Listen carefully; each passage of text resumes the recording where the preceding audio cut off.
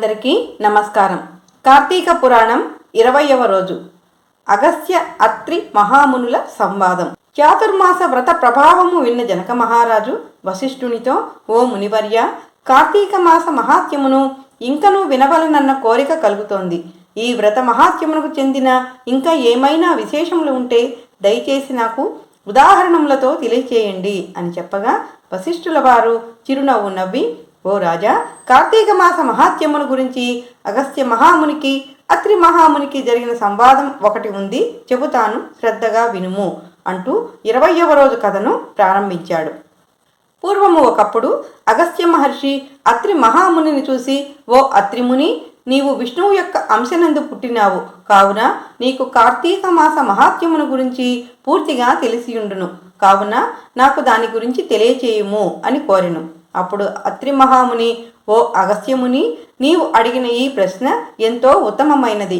కార్తీక మాసముతో సమానమైన మాసము, వేదములతో సమానముగు శాస్త్రములు, ఆరోగ్య సంపదకు మించిన సంపద ఈ భూలోకంలో మరొకటి లేదు. అలాగే శ్రీమన్నారాయణుని కంటే గొప్ప దైవం కూడా లేదు. ఏ మానవుడైనను కార్తీక మాసమునందు నదీ స్నానం చేసినను, శివకేశవుల ఆలయంలో దీపారాధన చేసినను, లేక దీపదానము చేసినను కలుగు ఫలితము అపారము. ఇందుకొక ఇతిహాసము కలదు, శ్రద్ధగా వినుము అని చెప్పసాగెను. త్రేతాయుగమున పురంజయుడను సూర్యవంశపు రాజు అయోధ్యానగరమును రాజధానిగా చేసుకొని రాజ్యమేలుచుండెడివాడు. అతడు సమస్త శాస్త్రములు చదివి సమర్థుడై న్యాయముగా తన ప్రజలను కన్నబిడ్డలవలే కాపాడుతూ రాజ్యపాలన చేస్తూ ఉండేవాడు. కాలక్రమేణా పురంజయుడిలోని మంచి లక్షణాలు మాయమయ్యాయి. అతడు అమిత ధనాశ చేత, రాజ్యాధికారినన్న గర్వము చేతను బుద్ధిహీనుడై దయాదాక్షిణ్యములు లేక ప్రవర్తించసాగెను. దేవుని మరియు బ్రాహ్మణుల మాన్యములు లాగుకొని పరమ లోభి అయి దొంగలను చేరదీసి వారిచే దొంగతనములు చేయించి అందులో కొంత వాటాను తీసుకుంటూ ప్రజలను భయభ్రాంతులకు గురి చేస్తూ ఉండేవాడు. ఇలా కొంతకాలము జరుగగా అతని దుర్మార్గములు నలుదిక్కులా వ్యాపించెను. ఈ వార్త కాంబోజ, కొంకణ, కళింగాది రాజుల చెవిన పడింది.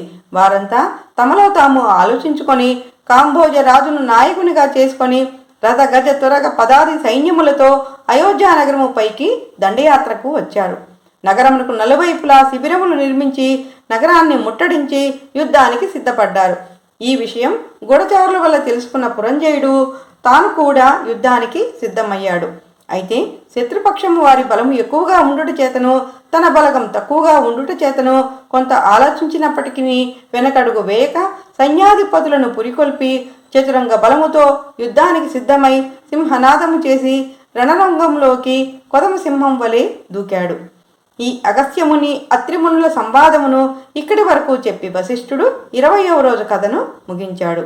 ఇది స్కాందపురాణే కార్తీక మహాత్యే 20వ అధ్యాయ సమాప్తః. ఓం నమః శివాయ.